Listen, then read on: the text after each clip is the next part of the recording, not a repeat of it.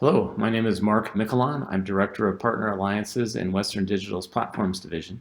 And today I'm going to talk to you about Open Composable Disaggregated Infrastructure. 5 main points we're going to cover today. What challenges are solved with an Open Composable Disaggregated Infrastructure? How does Open Composable Disaggregated Infrastructure really work? Who is enabling the Open Composable Disaggregated Infrastructure ecosystem? And what are some examples of organizations that have benefited from the Open Composable Disaggregated Infrastructure? And I'll close with an introduction to a lab that we've created called the Open Composable Compatibility Lab. First, a little discussion on what's driving this. So we're all seeing a huge change compared to prior years in terms of how much data we're being hit with in our data centers. So there's a volume, there's a velocity, there's a variety, and there's a value to this data that are all very different today than they were just a year or two ago even. Different applications, different workloads, different service level agreements are required to service these applications and workloads. And there's a combination of what we call big data, so large data sets, things that scale and you want to run analytics on, and then fast data, things where making a decision on a piece of data in real time is critical. These things all drive different use cases and different workloads inside the data center. And to some degree, they're all competing for the same hardware resource. And so how does your design of your data center respond to that? Another thing that we're all dealing with is the cloud, and we've seen a lot of people move data to the cloud. Some people are happy and are putting more data in the cloud. Other people have tried that and they're now bringing back to their on-premise data center. In general, though, what we're seeing with large organizations is everybody has a mix. So you're using some on-premise, some cloud, and that's a factor that we have to deal with as well. For the on-premise version of that, this change, right? Change in the velocity, change in the variety, change in the volume and value of the data needs to be dealt with. And the most common way we see people dealing with that is over provisioning. And what I mean by that is that there's some amount of compute or storage or both in your data center that's there waiting for the peak demand to come. And so it's not being used today, it's not giving you value today, but it's a little bit like an insurance policy, right? It's there when you need it, and you can turn it on as needed. And everybody has this to a different degree.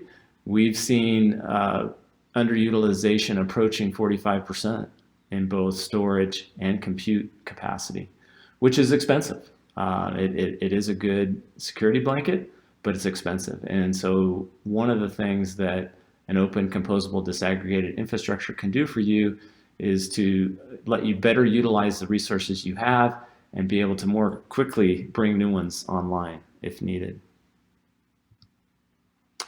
So what does this really look like? On the left in this diagram, we're representing a typical server with the blue box.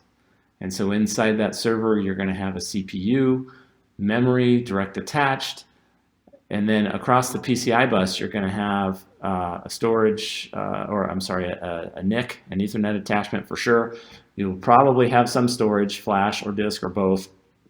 And you may or may not have other accelerators, either FPGA or GPU.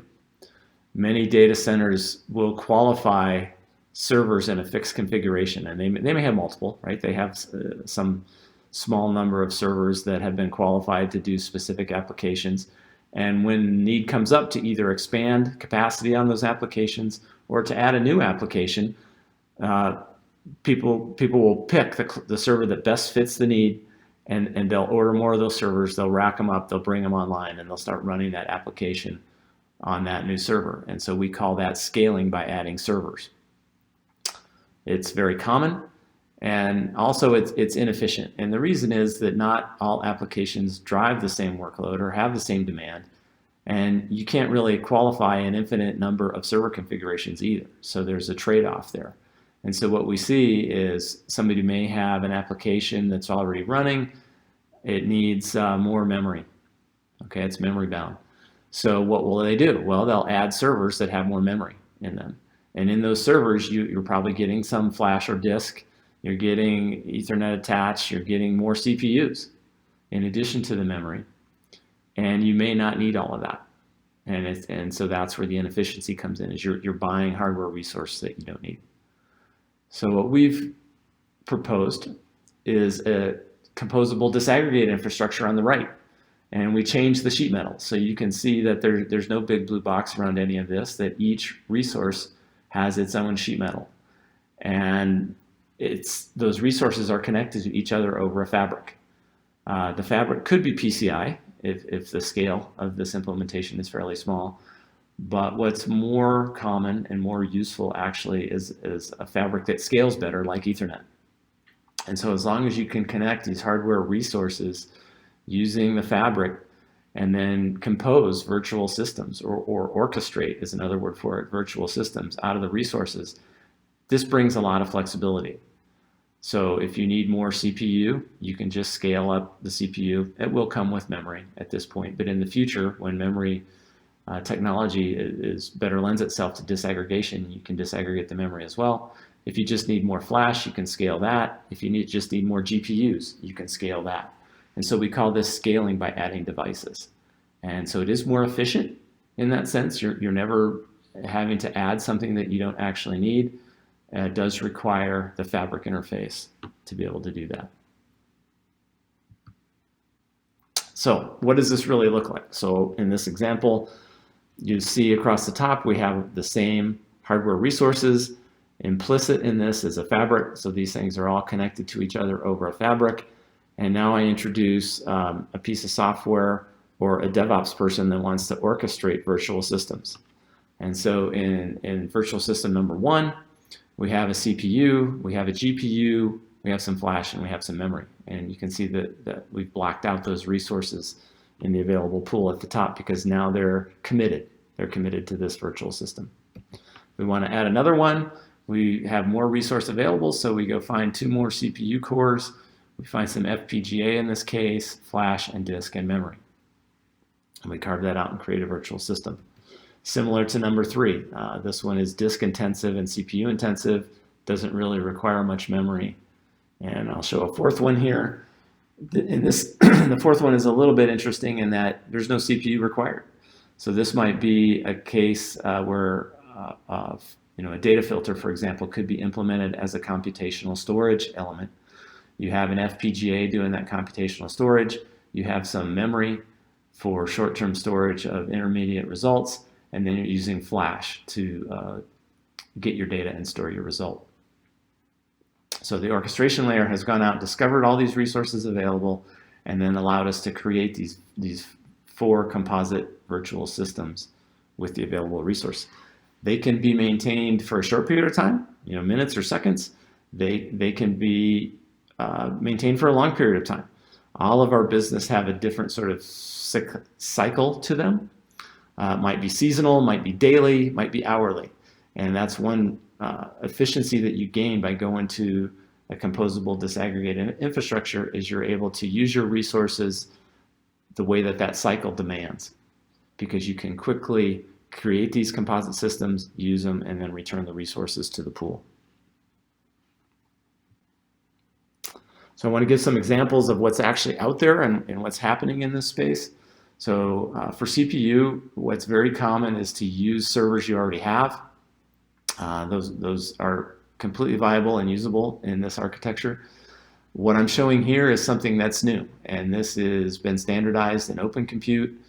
There's a project within the telco portion of Open Compute called Open Edge, and they literally have taken CPU and memory and 1 expansion slot and defined compute module around that. These are a good match for the Open Composable Disaggregated infrastructure, and given the web link to them here, and there's at least 2 companies selling these today. So you can go out and buy these compute platforms today. On the GPU side, one example we're showing here is NVIDIA. They have a compute chassis that holds a lot of GPU resource, and it's also connected to Ethernet fabric. And you can actually go out and discover that GPU resource over the fabric and then compose that into your virtual systems like we outlined on the prior slide. On the FPGA front, this is not a product. This is more of a proof of concept effort that we've partnered with Xilinx on. We're working on it in our lab, but essentially it takes an FPGA device and the form factor that we've standardized in our F3200 flash device and combine the two. And we're looking at ways of creating a computational storage device that has flash and this FPGA available on the fabric. Not a product today, but if the proof of concept continues to go well, something that you could see productized from us in the future. Memory is the one resource that I would say is maybe a little bit ahead of its time in terms of being available for disaggregation at this point. There are a couple of standards that are pursuing this. Compute Express Link is one, and OmniExtend is another. I'm not exactly sure how all this is going to play out in the market just yet. What's important to know is that the architecture that we've developed comprehends disaggregated memory. And as that becomes viable, it'll plug right in. Flash device, I'll show you a little bit more about this coming up, but we have the F3200. We also have one called Data 24. I'll show you what's different about those two coming up on a couple slides, but the summary is they are fabric attached flash device that you can use in these composed virtual systems. Disk is something that we're studying as well. We have this on our roadmap. We will be using NVMe over Fabric to disaggregate disk the same way that we've done it with flash.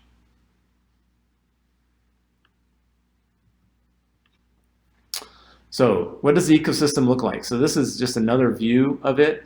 I've shown our partners here. So on the Fabric, I'll start with the bottom. On the Fabric, we've worked with Mellanox, Arista, and Broadcom to ensure that there's a plethora of Fabric, both from the switch perspective and NIC perspective. I talked about, for CPUs, the Open Edge project within Open Compute. And I've talked about our relationship with Xilinx and the POC that we're doing there. Ididicom is another vendor in this space. They have a slightly different way of providing computational storage, and that is also compatible with our F3200. Again, just some proof of concept stuff going on there. No real products yet. Memory is a future item, as I mentioned. And then flash is available today, and disk is available on Western Digital's roadmap. And then across the top, I show the orchestration layer. And so these are some of the partners that we've been working with. They have all consumed this Open Composable API, which is something that Western Digital contributed to Open Compute. And they've been able to pull these flash resources from Western Digital into their orchestration software and provide very compelling solutions to create virtual systems.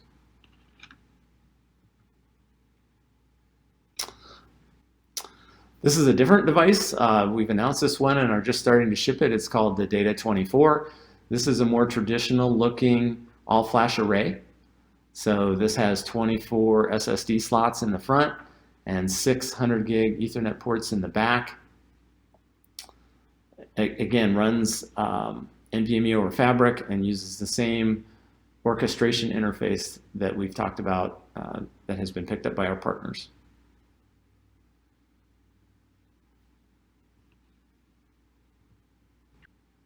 Okay, I want to give some examples of how orchestration really comes into play. And the first one is not really open. So it's not an open composable disaggregated infrastructure, but it is a composable disaggregated infrastructure. And this is what the major cloud service providers are doing for you already. So this would be people, Amazon Web Services, Microsoft, Google, etc.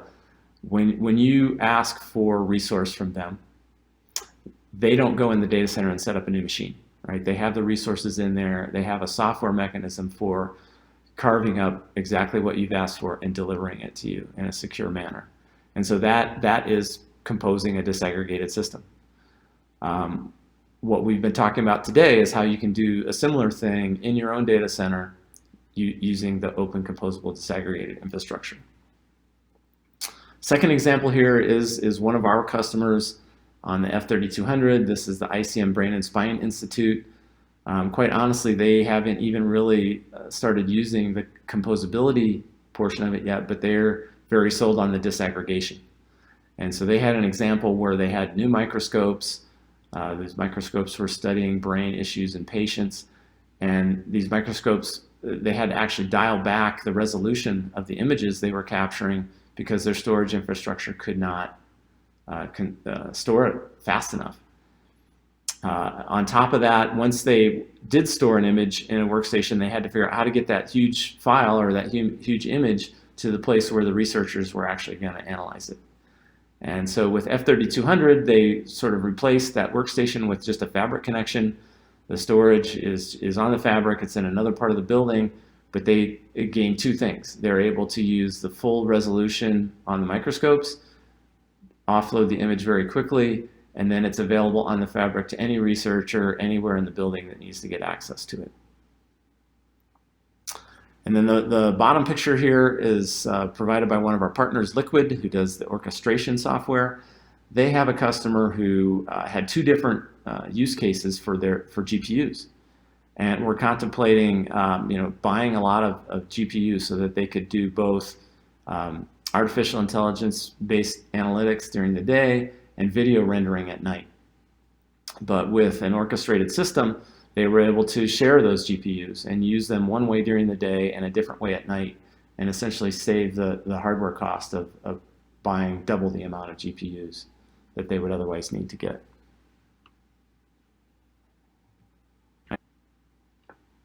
Okay, another example here. So this is a customer that was using a distributed file system. In this case, it's BGFS. And they had a predefined storage server. You see it here. It's a 1U device, holds 12 drives. And as they needed capacity, they would put more servers online.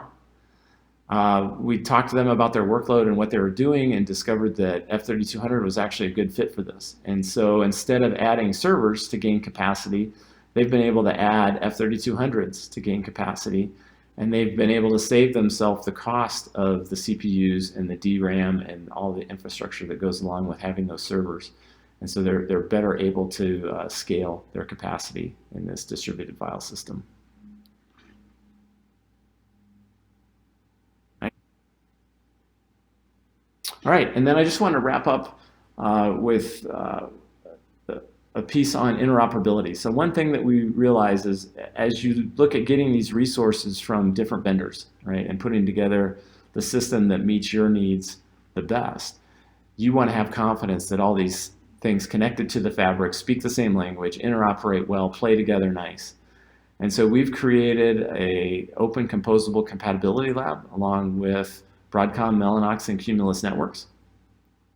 This is a place where a couple different compatibility tests can happen. So anybody that's creating a fabric attached device, so this could be a compute thing, a FPGA based thing, GPIOs, or other storage things, are welcome to bring this fabric device into the lab and go through some pretty rigorous testing on NVMe over fabric and the various Ethernet congestion management tuning and protocols that are available.